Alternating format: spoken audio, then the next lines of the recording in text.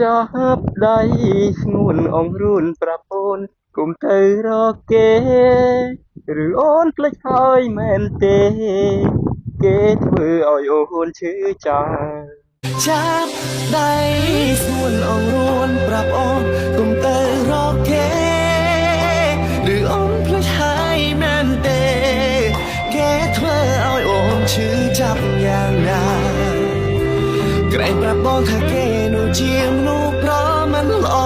មិនគួរយកខ្លួននៅក្បែ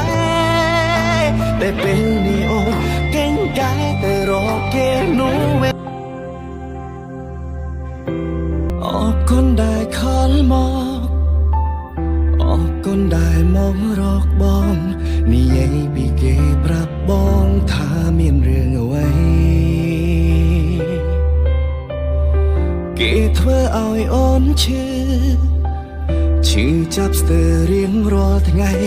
ឲ្យបងជួយកាត់រឿងថ្លៃត្រូវធ្វើបែបណាមិនបាច់មានចំឡាយកូនអាចឆ្លើយខ្លួនឯងបានដែរព្រោះគេត្រឹមតែមនុស្សដែលមិនស្មងនឹងអូន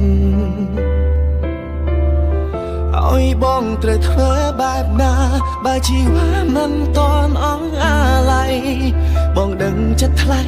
សែភ្នែកចរណៃអូននៅមានគេចាប់ដៃស្ងួនអង្រួនប្រាប់អូនគុំទៅរកគេ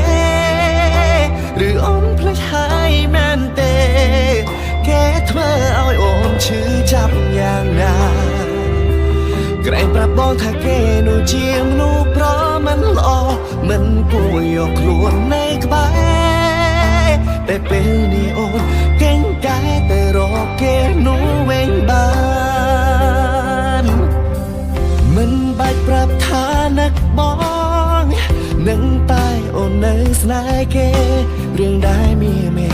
ប្រាប់បងនោះជារឿងអ្វីទៅបងមិនយល់ប៉ុន្មានមិនដឹងខ្លួនឬគេធ្វើឲ្យឈឺយ៉ាងណាត្រូវចាំទុកថាគេលែងត្រូវការរួមអូនទៀតហើយ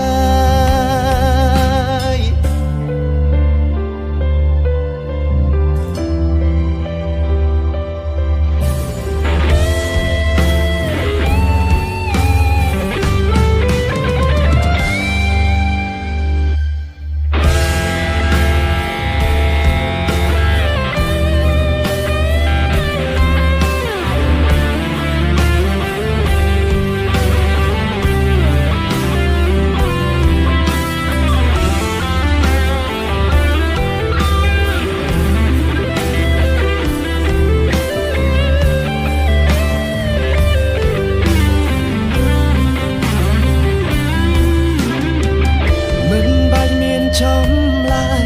កូនអាចឆ្លើយខ្លួនឯងបានដែរព្រោះគេត្រឹមតែមនុស្សដែលមិនស្មងនឹងអូនឲ្យបងត្រូវធ្វើបែបណាបើជីវ៉ាមិនតន់អងអាឡ័យបងដឹងចិត្តថ្លៃសែភ្នែកចរណៃអូននៅមានគេចាប់ដៃស្ងួនអង្រួនប្រាប់អូនគុំទៅរកគេ